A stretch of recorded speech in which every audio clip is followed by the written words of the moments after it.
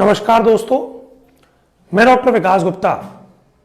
संध्या hot springs health care, Tattapani, Himachal Pradesh एक NABH accredited centre जहां पर समस्त मेडिक्लेम इंश्योरेंस कंपनी की रिइंबर्समेंट फैसिलिटी अवेलेबल है।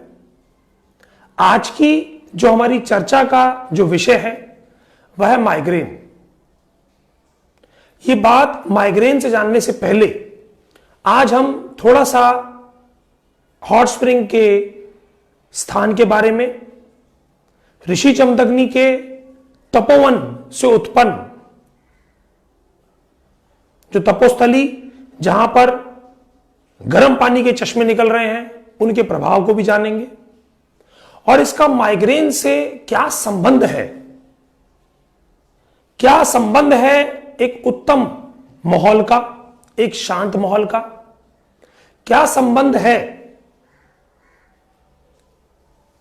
जो सुंदर वादियां वहां हैं जहां से आपको मनोशांति प्राप्त होगी, आपकी आंतरिक ऊर्जा को उत्पत्ति करने में, बढ़ाने में बहुत बड़ा सहायक है। आज का जो समय है, काल है, वह स्ट्रेस को रिलीज करने का है। लेकिन कहां स्ट्रेस रिलीज? आप किसी होटल में भी जाके कर सकते हैं, किसी टूरिस्ट प्लेस पे भी कर सकते हैं। तो क्यों ना हम ऐसी जगहों को चुने जहां पर योग, आयुर्वेद और सुर जिसे कह सकते हैं सुगम्य या सुंदर स्थली हो, और जहां पर वेदों और पुराणों का प्रभाव। ऐसा ही एक समावेश तत्तापानी में आपको देखने को मिलता है।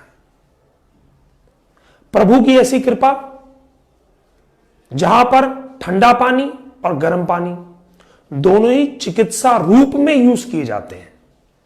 ठंडा पानी, गर्म पानी प्रेजेंट, बहुत जगह प्रेजेंट है, मणिकर्ण में भी है, परंतु चिकित्सा रूप ही उसका प्रयोग नहीं किया जा रहा है। अगर मैं आज चर्चा करूं तो जो हमने सब्जेक्ट लिया है आज का, माइग्रेन। क्या होता है माइग्रेन? माइग्रेन यानी कि हेडेक, सर में दर्द। अभी जो सर का दर्द है इसको कुछ लोग सूर्यवर्त भी कहते हैं, अर्धवाभेदका भी कहते हैं। यानी सूर्य की रोशनी जैसे जैसे बढ़ेगी दर्द बढ़ेगा, सूर्य की रोशनी जैसे घटेगी दर्द घट जाएगा। या कई लोग कहते हैं कि माइग्रेन एनी टाइम, कभी भी हमें दर्द पैदा हो जाता है सर के अंदर, जिसे हम शिरशूल का भी नाम दे सकते हैं कि शिरशूल हो गया। अब शिरशूल को किसी भी समय हो सकता है और सूर्यवत तब होता है जब सूर्य की किरणें बढ़ोतरी की तरफ जाती हैं तो दर्द बढ़ता जाता है, और जैसे जैसे घटती जाती हैं ये घटता जाता है। अगर ये सूर्य के प्रभाव की अगर हम बात करें और इसका असर अगर हमारे शरीर पे पड़ रहा है तो ये नानच प्रकार की वातज व्याधि में से एक बीमारी है, जहां पर वायु का शमन होना चाहिए दिन में, बट परंतु प्रकोप में चला जाता है। यानी कफ के स्थान पर वायु का प्रकोप हो गया। अगर नॉर्मल भाषा में बोलूं, क्योंकि मेरे बहुत सारे व्यूअर्स डॉक्टर्स नहीं हैं, एक नॉर्मल इंसान है, तो आपको ये समझना पड़ेगा, आप जिसको माइग्रेन कोड करते हो वो माइग्रेन एक्चुअली में शिरशूल है। बहुत सारे लोग माइग्रेन को कह देते हैं जी कभी भी दर्द उठ गया तो माइग्रेन का पेन है, हमने उसको नाम दे दिया माइग्रेन का पेन है। अच्छा चलिए, अगर हम बात करें कि शिरशूल हुआ भी तो क्यों होता है शिरशूल? शिरशूल के कुछ कारणों में से हम सब कहते हैं कि जी कोई ऊंचे स्वर में बात कर ले, घर में कोई बहस हो जाए, कोई चिंता आ जाए तो सर में दर्द पैदा हो जाता है, सर में भारीपन आ जाता है। यानी कि जो आपका शरीर है, अत्यधिक चिंता, द्वेष, कला और या फिर चिल्लाना, युद्ध करना, मानसिक पीड़ा को झेलना, इन सब कारणों से जो हमारे दिमाग की मांसपेशी है, जिसे आप वास्कुलर भी कह सकते हो, उनमें खिंचाव पैदा होता है, तर्पक कफा कम हो जाता है। जिसे आप कहते हो डिस्क्रिमिनेशन पावर कम होती जाती है। और प्रकुपित हुई वायु जब मेनिंजेस में, ब्रेन की जो कवरिंग है मेनिंजेस, उनके अंदर खिंचाव पैदा करती हैं, तब एक दर्द उत्पन्न होता है जिसे हम शिरशूल कहते हैं। और वह दर्द अगर सुबह के टाइम बढ़ता जाए, दोपहर के टाइम घटता जाए, तो उसको माइग्रेन का नाम दे देते हैं। बहुत सारे लोग माइग्रेन से सिर्फ छोटी सी कोई बात हो जाए घर में तो सर में दर्द हो जाता है, कोई चिंता का विषय आ जाए तो सर में दर्द हो जाता है। अगर देखा जाए तो इन सब चीजों के ऊपर अगर बोलूं तो जो हमारे मानसिक गुण हैं, सत्व, रजस और तमस, इनके अंदर डिस्टर्बेंस आ जाती है। ये बात सत्य है कि वात पित्त कफ डिस्टर्ब होंगे, और वात पित्त कफ अगर डिस्टर्ब होंगे तो जैसे हमने कहा कि रज की बात करें, यानी जो राजसिक गुण है, वायु और पित्त के प्रकोपावस्था अगर होगी तो राजसिक गुण बढ़ जाएंगे, यानी राजसिक प्रकोपावस्था में चला जाएगा। और वात और पित्त क्षय होगा तो राजसिक क्षय में चला जाएगा। और अगर ये दोनों सम है, वात और पित्त, तो आप मान के चलिए राजसिक गुण स्टेबल रहेंगे। इसी प्रकार तामसिक गुण की बात करें तो पित्त और कफ, पित्त और कफ अगर अपने स्थान पे सुचारू रूप से कार्य कर रहे हैं तो सात्विक गुण ठीक रहेंगे, सॉरी तामसिक गुण ठीक रहेंगे, और अगर सुचारू रूप से कार्य नहीं कर रहे हैं तो ये गुण डिस्टर्ब हो जाएंगे।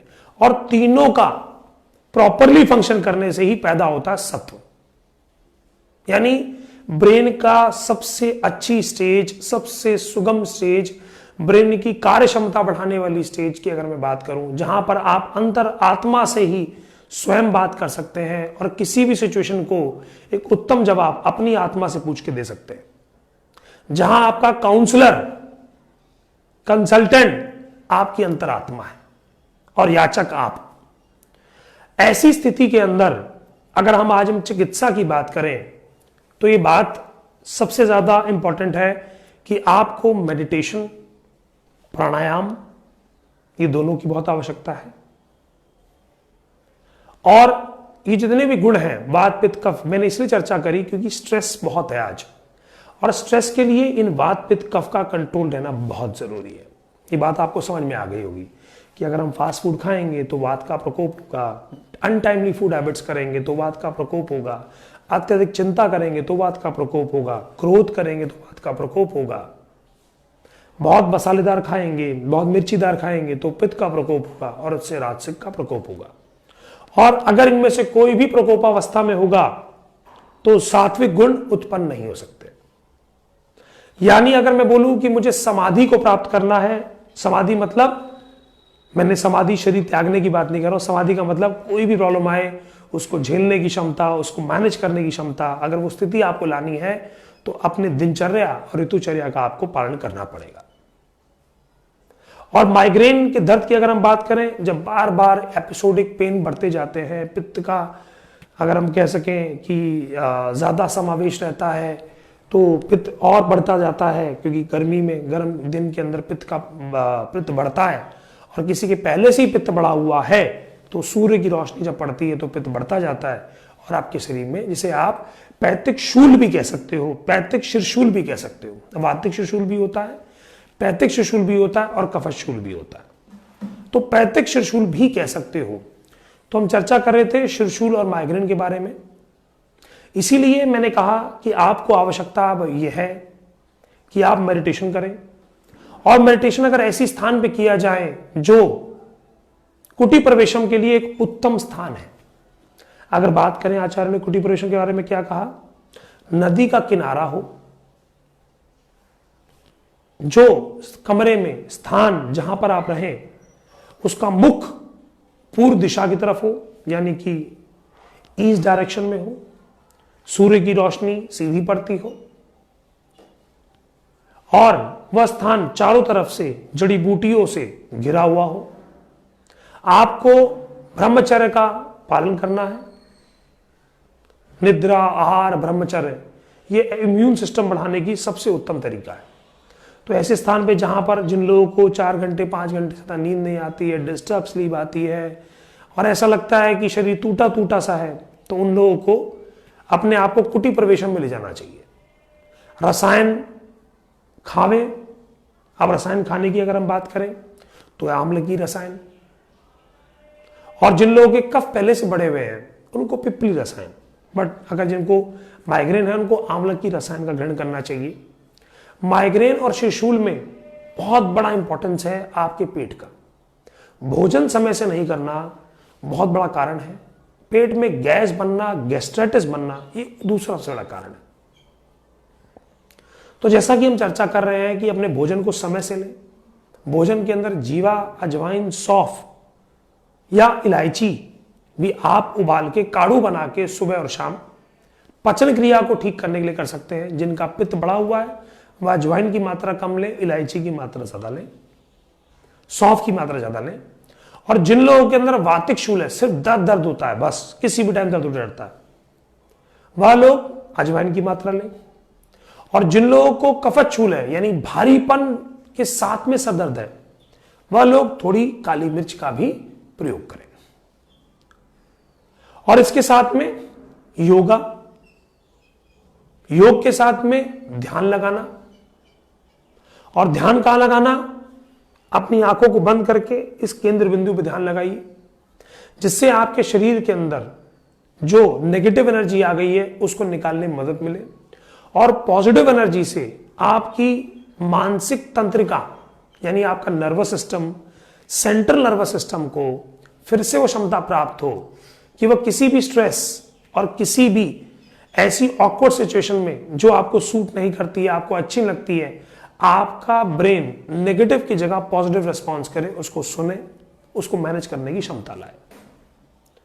और आपके अगर मैं चर्चा करूं कि आपको क्या करने से आपके शरीर में बहुत शांति मिलेगी, आपको आपके सर के बीच में तलाट के ऊपर थोड़ा तेल रखें, तेल की मालिश करें, जिसे कह सकते हो कि शिर के अंदर शिरोवस्ती, शिरोधारा और शिरो अभ्यंग, सर की मालिश करना बहुत ही शांतिप्रिय रहता है।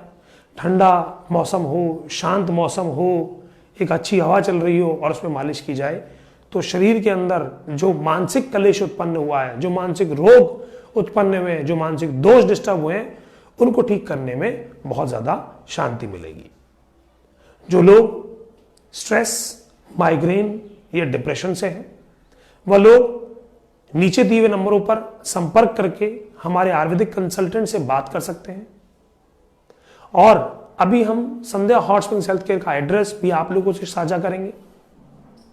मैं चाहूंगा कि परिवार वाले, जिनके परिवार के अंदर ऐसा मानसिक कलेश या शारीरिक कलेश है, उन लोगों के साथ आप बहस ना करें। उनको प्रेम की आवश्यकता है, उनको लगाव की आवश्यकता है, उनको शांति की आवश्यकता है, उनको इलाज की आवश्यकता है।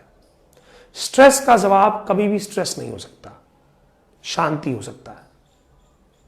लड़ाई का जवाब कभी भी लड़ाई से संभव नहीं हो सकता, वह सुलह से संभव है। इसी प्रकार अगर आपके घर में कोई ऐसा सदस्य है जो डिप्रेशन में है, उसको प्रेम, डाइवर्शन, डिस्क्रिमिनेशन पावर देना, मोटिवेट करना, इसकी आवश्यकता है। तो अगर ये सब आवश्यकताएं आप स्वयं पूरी करें और अगर आप चाहते हैं हम आपकी मदद करें, तो सबसे पहले आप समाज की मदद करें। इस वीडियो को ज्यादा से ज्यादा लोगों तक शेयर करें कि ये वीडियो समाज में जाए और जो लोग इस बीमारी से ग्रसित हैं, दुखी हैं, उन तक ये मैसेज पहुंचे और वह लोग अपने आप को, अपने मन को, अशांत मन को शांत करने की प्रक्रिया चालू कर सकें। जैसे कि नाक में तेल डालना, तलाट पे तेल रखना, ध्यान लगाना, प्राणायाम करना और डेली लाइफस्टाइल को मैनेज करना, समय से भोजन करना, खाली पेट चाय नहीं लेना, नाश्ता करने के 1 घंटे बाद चाय लेना। ये कुछ चीजें हैं जो अपनी रेगुलर वीडियोस में बताता रहता हूं। मेरी वीडियोस को अलग अलग चैनल्स के, संध्या के संध्या इंजीनियरिंग, संध्या फार्मा, संध्या जानी देवी जवाहर, संध्या एनजी हॉस्पिटल, संध्या नीरो पंचकर्मा, आप इन वीडियोस को अलग चैनल्स पे जाके देखें। इस चैनल को लाइक करें, जिससे हम आप तक ये इंफॉर्मेशन रेगुलरली पहुंचाते रहें। अगली वीडियो में अगले ज्ञान के साथ फिर मिलेंगे। अभी के लिए मैं आप सब लोगों से विदा लेता हूं। नमस्कार, धन्यवाद।